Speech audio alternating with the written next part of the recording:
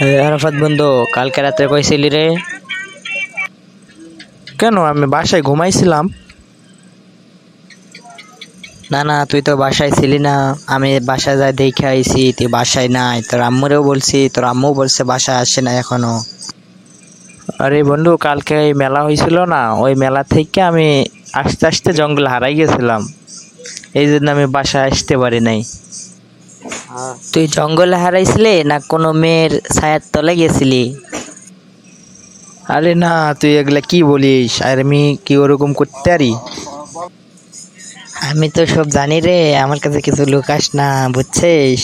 কইছিলি আমি তো সেটা জানি, তোর মুখ থেকে শোনার জন্য আমি বলতেছি তোরে। গেছিলাম লামিয়ার বাসাইতে, কি হয়েছে ক? না কিছু হয় না, একটু ভাই ব্রাদারকে তো একটু বলতে হয় না ওই জায়গায় গেলে।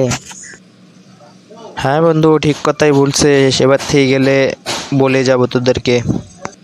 হ্যাঁ বলে যাস, নয়তো সমস্যায় পড়লে কে উদ্ধার করবে?